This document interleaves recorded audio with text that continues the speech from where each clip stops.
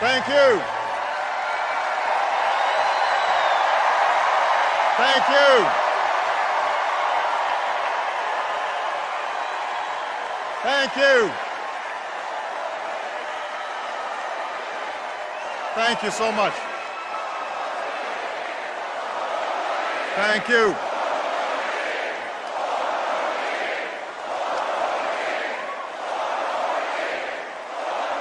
Thank you so much. Thank you. Thank you very much, everybody. Thank you. Michelle, I love you so much. A few nights ago, everybody was reminded just what a lucky man I am.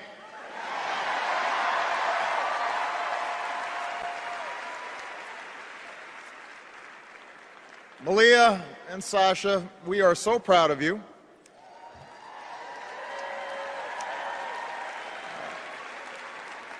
And yes, you do have to go to school in the morning.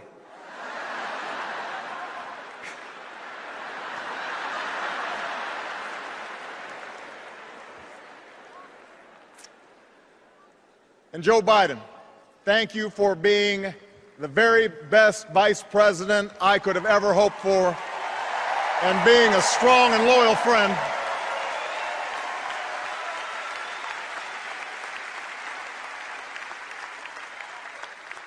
Madam Chairwoman, delegates, I accept your nomination for President of the United States.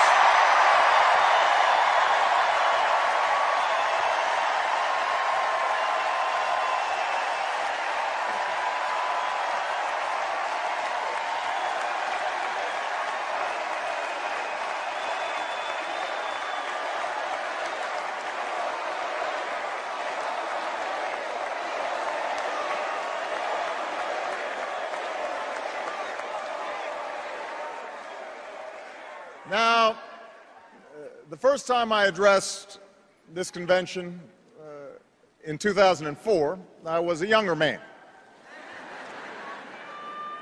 a Senate candidate from Illinois who spoke about hope. Not blind optimism, not wishful thinking, but hope in the face of difficulty, hope in the face of uncertainty. That dogged faith in the future which has pushed this nation forward even when the odds are great, even when the road is long. 8 years later, that hope has been tested by the cost of war, by one of the worst economic crises in history, and by political gridlock that's left us wondering whether it's still even possible to tackle the challenges of our time. I know campaigns can seem small, even silly sometimes. Trivial things become big distractions. Serious issues become sound bites. The truth gets buried under an avalanche of money and advertising. I mean, if you're sick of hearing me approve this message, believe me, so am I.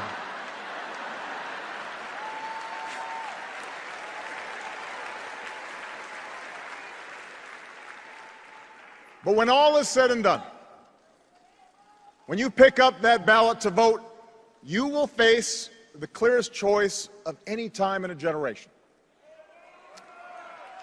Over the next few years, big decisions will be made in Washington on jobs, the economy, taxes and deficits, energy, education, war and peace.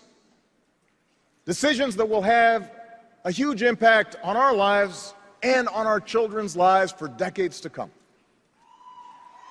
And on every issue, the choice you face won't just be between two candidates or two parties. It will be a choice between two different paths for America, a choice between two fundamentally different visions for the future. Ours is a fight to restore the values that built the largest middle class and the strongest economy the world has ever known.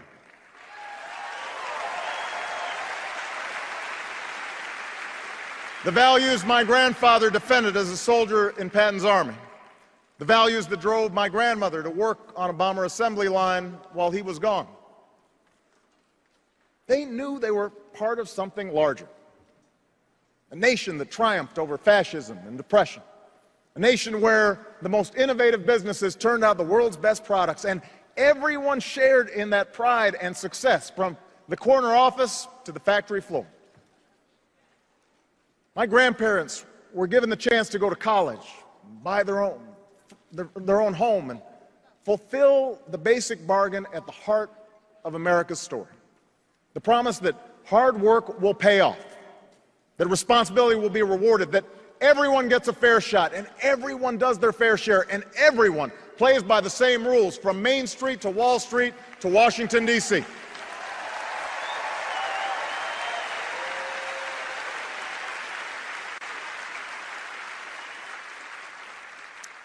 And I ran for president because I saw that basic bargain slipping away.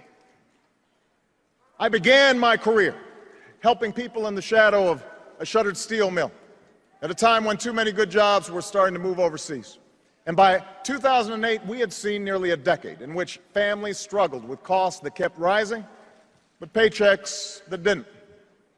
Folks racking up more and more debt just to make the mortgage or pay tuition, put gas in the car or food on the table. And when the house of cards collapsed in the Great Recession, millions of innocent Americans lost their jobs, their homes, their life savings, a tragedy from which we're still fighting to recover. Now, our friends down in Tampa at the Republican convention were more than happy to talk about everything they think is wrong with America, but they didn't have much to say about how they'd make it right. They want your vote, but they don't want you to know their plan. And that's because all they have to offer is the same prescriptions they've had for the last 30 years. Have a surplus? Try a tax cut. Deficit too high? Try another. Feel a cold coming on? Take 2 tax cuts, roll back some regulations, and call us in the morning.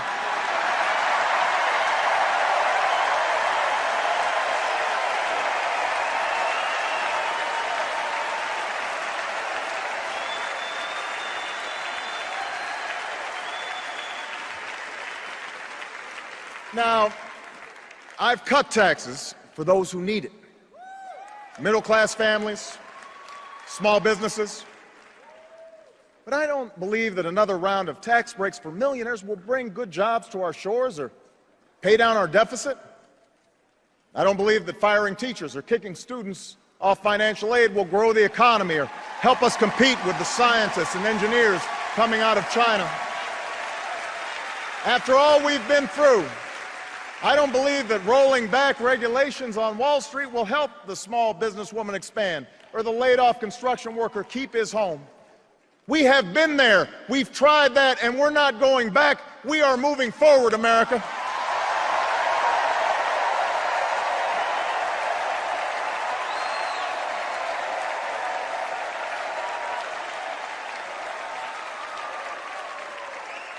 Now, I won't pretend the path I'm offering is quick or easy. I never have. You didn't elect me to tell you what you wanted to hear. You elected me to tell you the truth. And the truth is, it will take more than a few years for us to solve challenges that have built up over decades. It'll require common effort and shared responsibility, and the kind of bold, persistent experimentation that Franklin Roosevelt pursued during the only crisis worse than this one. And by the way, those of us who carry on his party's legacy should remember that not every problem can be remedied with another government program or dictate from Washington. But know this, America, our problems can be solved. Our challenges can be met. The path we offer may be harder, but it leads to a better place, and I'm asking you to choose that future. I'm asking you to rally around a set of goals for your country, goals in manufacturing, energy, education, national security, and the deficit. Real, achievable plans that will lead to new jobs, more opportunity, and rebuild this economy on a stronger foundation. That's what we can do in the next 4 years, and that is why I am running for a second term as President of the United States.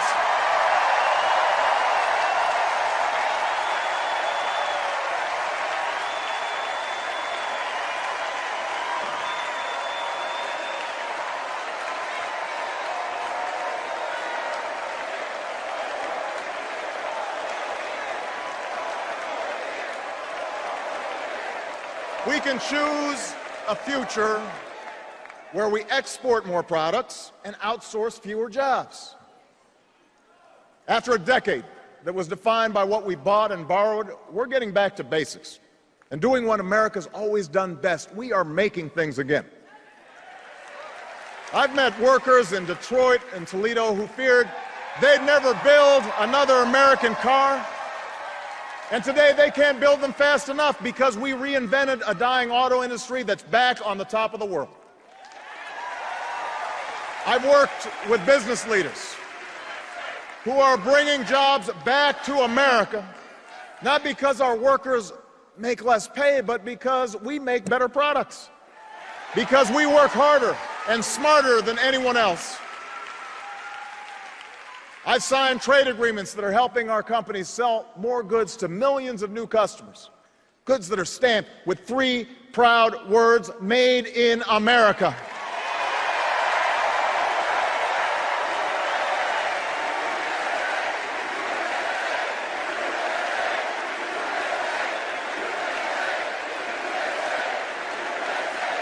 And after a decade of decline, this country created over 500,000 manufacturing jobs in the last 2.5 years. And now you have a choice.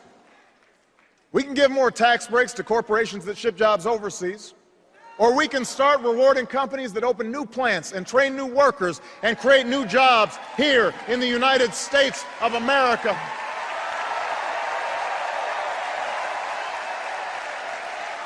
We can help big factories and small businesses double their exports. And if we choose this path, we can create 1 million new manufacturing jobs in the next 4 years. You can make that happen. You can choose that future. You can choose the path where we control more of our own energy. After 30 years of inaction, we raised fuel standards so that by the middle of the next decade, cars and trucks will go twice as far on a gallon of gas. We have doubled our use of renewable energy, and thousands of Americans have jobs today building wind turbines and long-lasting batteries. In the last year alone, we cut oil imports by 1 million barrels a day, more than any administration in recent history. And today, the United States of America is less dependent on foreign oil than at any time in the last 2 decades.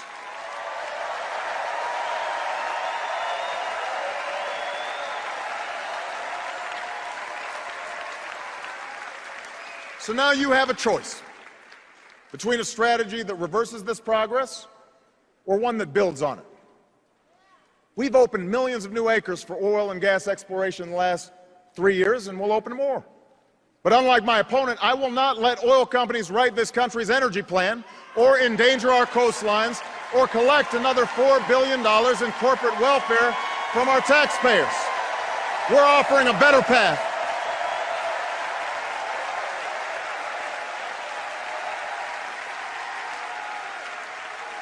We're offering a better path, a future where we keep investing in wind and solar and clean coal, where farmers and scientists harness new biofuels to power our cars and trucks, where construction workers build homes and factories that waste less energy, where we develop a 100-year supply of natural gas that's right beneath our feet. If you choose this path, we can cut our oil imports in half by 2020 and support more than 600,000 new jobs in natural gas alone.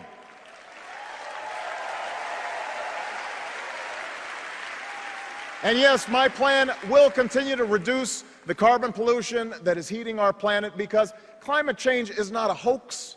More droughts and floods and wildfires are not a joke. They are a threat to our children's future, and in this election, you can do something about it.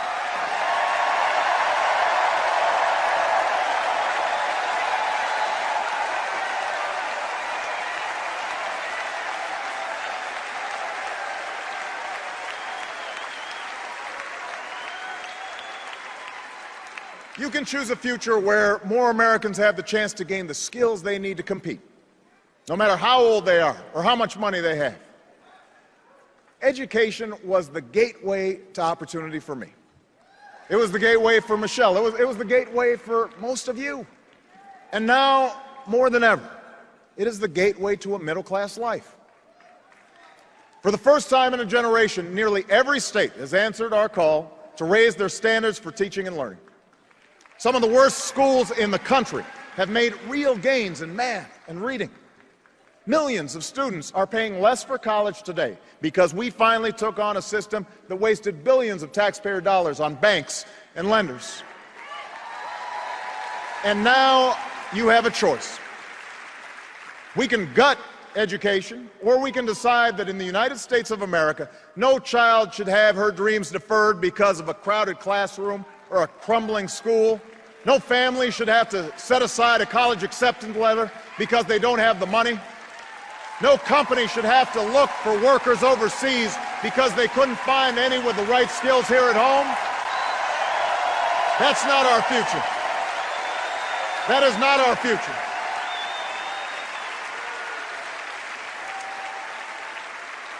The government has a role in this, but teachers must inspire, principals must lead, parents must instill a thirst for learning, and students, you got to do the work.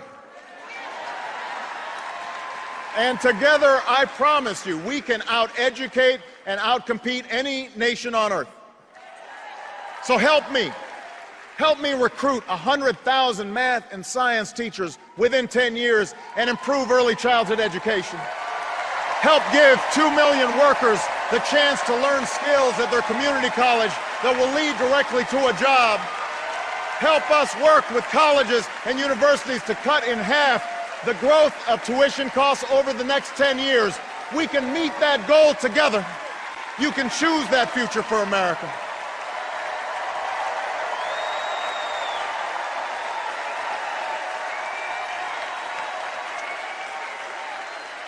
That's our future. You know, in a world of new threats and new challenges, you can choose leadership that has been tested and proven. 4 years ago, I promised to end the war in Iraq. We did. I promised to refocus on the terrorists who actually attacked us on 9/11, and we have. We've blunted the Taliban's momentum in Afghanistan, and in 2014, our longest war will be over. A new tower rises above the New York skyline. Al-Qaeda is on the path to defeat, and Osama bin Laden is dead.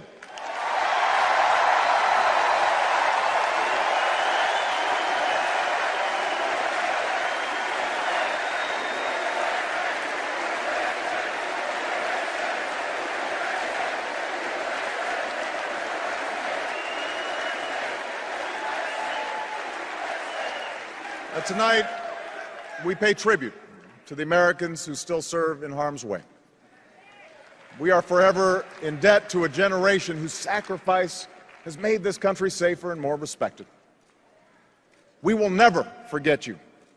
And so long as I'm Commander-in-Chief, we will sustain the strongest military the world has ever known.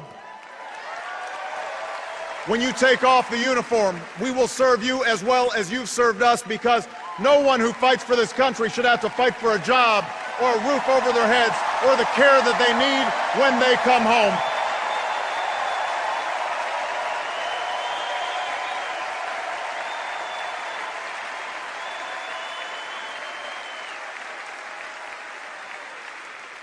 Around the world, we've strengthened old alliances and forged new coalitions to stop the spread of nuclear weapons. We've reasserted our power across the Pacific and stood up to China on behalf of our workers. From Burma to Libya to South Sudan, we have advanced the rights and dignity of all human beings, men and women, Christians and Muslims and Jews. But for all the progress that we've made, challenges remain. Terrorist plots must be disrupted. Europe's crisis must be contained. Our commitment to Israel's security must not waver. and neither must our pursuit of peace. The Iranian government must face a world that stays united against its nuclear ambitions. The historic change sweeping across the Arab world must be defined not by the iron fist of a dictator or the hate of extremists, but by the hopes and aspirations of ordinary people who are reaching for the same rights that we celebrate here today. So now we have a choice. My opponent and his running mate are new to foreign policy. But from all that we've seen and heard, they want to take us back to an era of blustering and blundering that cost America so dearly. After all, you don't call Russia our #1 enemy, not Al-Qaeda, Russia, unless you're still stuck in a Cold War mind warp.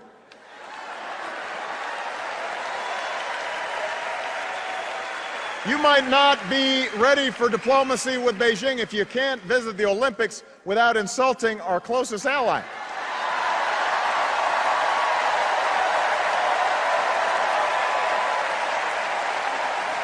My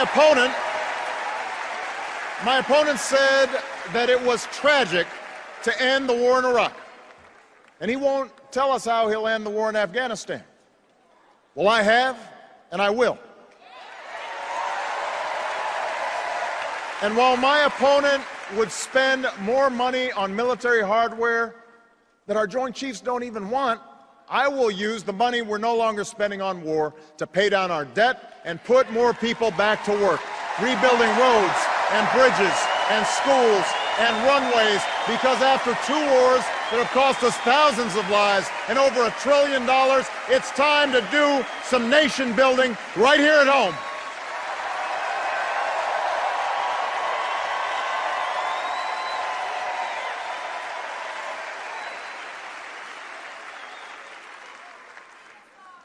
You can choose a future where we reduce our deficit without sticking it to the middle class. Independent experts say that my plan would cut our deficit by $4 trillion. And last summer I worked with Republicans in Congress to cut $1 billion in spending, because those of us who believe government can be a force for good should work harder than anyone to reform it so that it's leaner and more efficient and more responsive to the American people. I want to reform the tax code so that it's simple, fair, and ask the wealthiest households to pay higher taxes on incomes over $250,000. The same rate we had when Bill Clinton was president, the same rate we had when our economy created nearly 23 million new jobs, the biggest surplus in history, and a whole lot of millionaires to boot. Now, I'm still eager to reach an agreement based on the principles of my bipartisan debt commission. No party has a monopoly on wisdom. No democracy works without compromise. I want to get this done, and we can get it done. But when Governor Romney and his friends in Congress tell us we can somehow lower our deficits by spending trillions more on new tax breaks for the wealthy, well, what Bill Clinton call it? You do the arithmetic. You do the math. I refuse to go along with that. And as long as I'm president, I never will. I refuse to ask middle-class families to give up their deductions for owning a home or raising their kids just to pay for another millionaire's tax cut. I refuse to ask students to pay more for college or kick children out of Head Start programs to eliminate health insurance for millions of Americans who are poor and elderly or disabled. Also, those with the most can pay less. I'm not going along with that.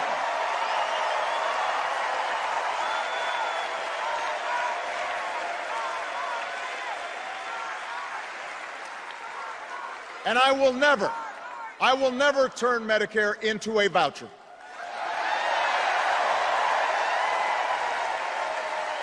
No American should ever have to spend their golden years at the mercy of insurance companies. They should retire with the care and the dignity that they have earned. Yes, we will reform and strengthen Medicare for the long haul, but we'll do it by reducing the cost of health care, not by asking seniors to pay thousands of dollars more. And we will keep the promise of Social Security by taking the responsible steps to strengthen it, not by turning it over to Wall Street.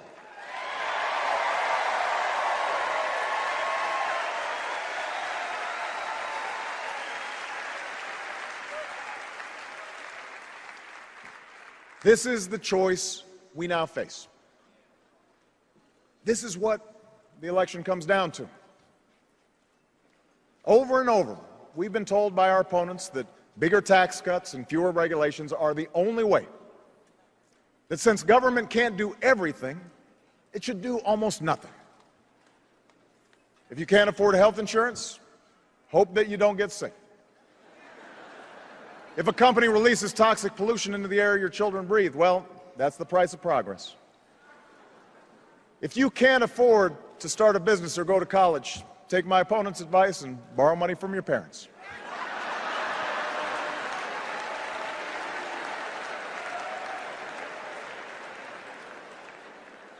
You know what? That's not who we are. That's not what this country's about. As Americans, we believe we are endowed by our Creator with certain inalienable rights, rights that no man or government can take away. We insist on personal responsibility, and we celebrate individual initiative. We're not entitled to success. We have to earn it. We honor the strivers, the dreamers, the risk takers, the entrepreneurs who have always been the driving force behind our free enterprise system, the greatest engine of growth and prosperity that the world's ever known. But we also believe in something called citizenship. Citizenship, a word at the very heart of our founding, a word at the very essence of our democracy. The idea that this country only works when we accept certain obligations to one another and to future generations. We believe that when a CEO pays his auto workers enough to buy the cars that they build, the whole company does better.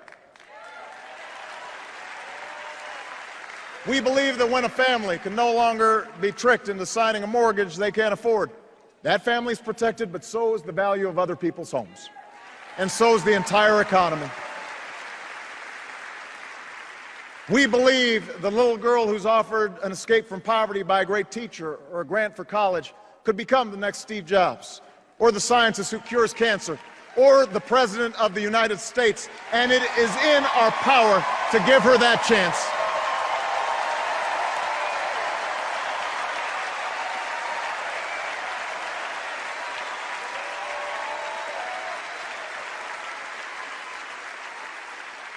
We know that churches and charities can often make more of a difference than a poverty program alone. We don't want handouts for people who refuse to help themselves, and we certainly don't want bailouts for banks that break the rules.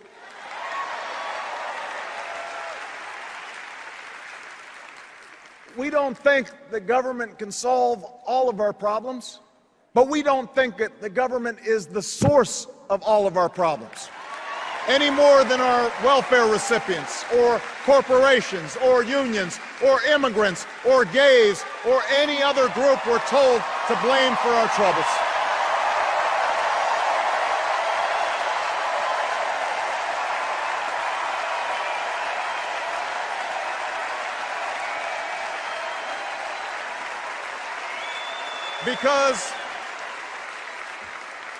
Because America, we understand that this democracy is ours. We, the people, recognize that we have responsibilities as well as rights, that our destinies are bound together, that a freedom which asks only what's in it for me, a freedom without a commitment to others, a freedom without love or charity or duty or patriotism is unworthy of our founding ideals and those who died in their defense.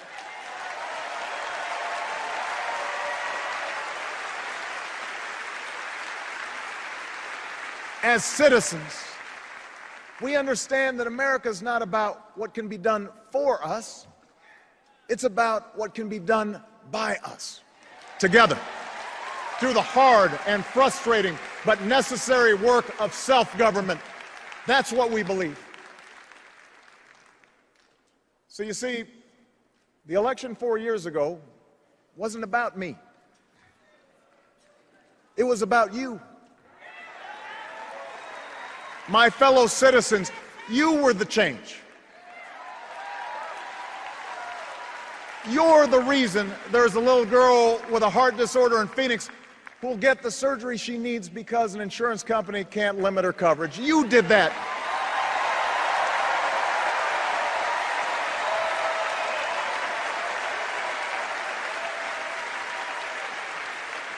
You're the reason a young man in Colorado who never thought he'd be able to afford his dream of earning a medical degree is about to get that chance. You made that possible.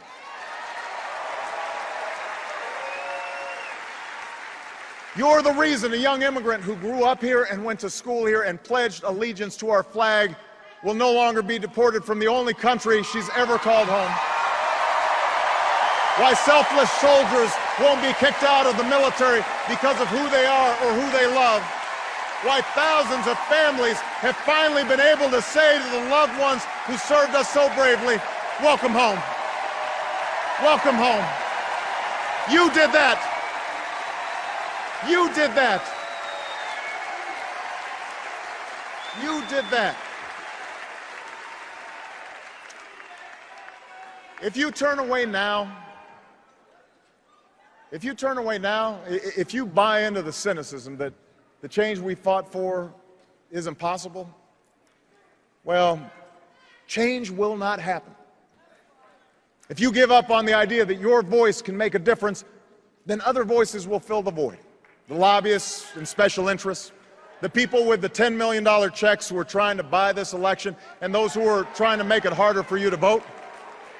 Washington politicians who want to decide who you can marry or control health care choices that women should be making for themselves.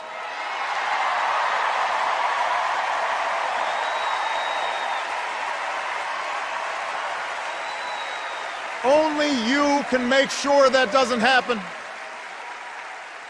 Only you have the power to move us forward.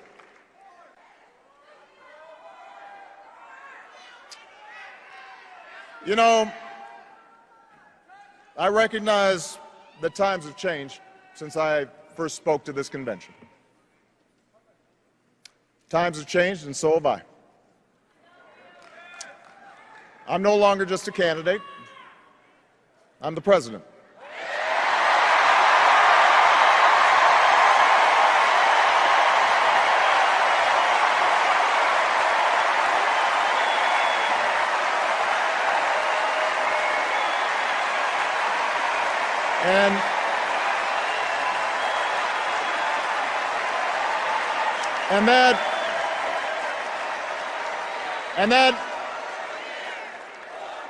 And that means I know what it means to send young Americans into battle. For I've held in my arms the mothers and fathers of those who didn't return. I've shared the pain of families who've lost their homes and the frustration of workers who've lost their jobs. If the critics are right that I've made all my decisions based on polls, then I must not be very good at reading them.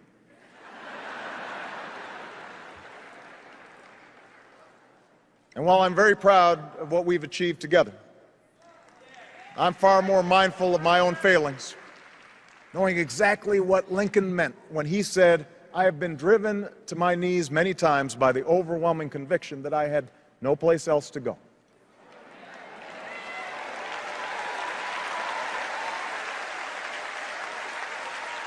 But as I stand here tonight, I have never been more hopeful about America. Not because I think I have all the answers, not because I'm naive about the magnitude of our challenges. I'm hopeful because of you. The young woman I met at a science fair who won national recognition for her biology research while living with her family at a homeless shelter, she gives me hope.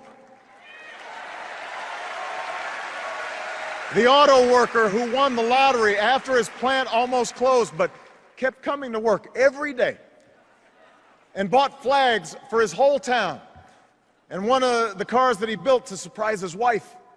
He gives me hope. The family business in Warroad, Minnesota, that didn't lay off a single one of their 4,000 employees when the recession hit, even when their competitors shut down dozens of plants, even when it meant the owner gave up some perks and some pay, because they understood that their biggest asset was the community and the workers who had helped build that business. They give me hope.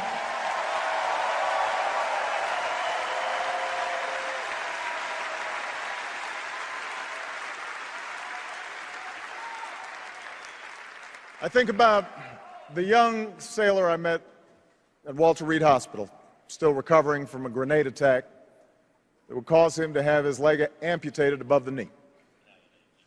And 6 months ago, we would watch him walk into a White House dinner honoring those who served in Iraq. Tall and 20 pounds heavier, dashing in his uniform, with a big grin on his face, sturdy on his new leg. And I remember how a few months after that, I would watch him on a bicycle, racing with his fellow wounded warriors on a sparkling spring day, inspiring other heroes who had just begun the hard path he had traveled. He gives me hope.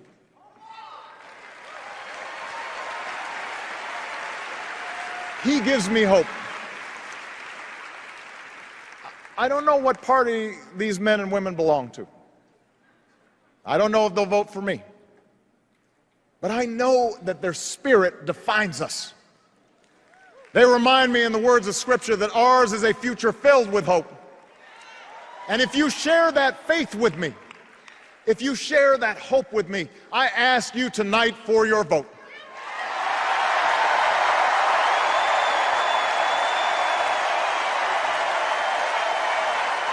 If you reject the notion that this nation's promise is reserved for the few, your voice must be heard in this election. If you reject the notion that our government is forever beholden to the highest bidder, you need to stand up in this election. If you believe that new plants and factories can dot our landscape, that new energy can power our future, that new schools can provide ladders of opportunity to this nation of dreamers, if you believe in a country where everyone gets a fair shot and everyone does their fair share and everyone plays by the same rules, then I need you to vote this November.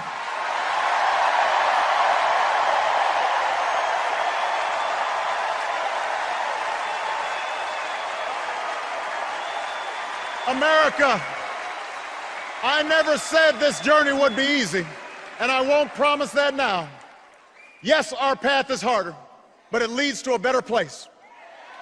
Yes, our road is longer, but we travel it together. We don't turn back. We leave no one behind. We pull each other up. We draw strength from our victories, and we learn from our mistakes, but we keep our eyes fixed on that distant horizon, knowing that Providence is with us and that we are surely blessed to be citizens of the greatest nation on earth. Thank you. God bless you. And God bless these United States.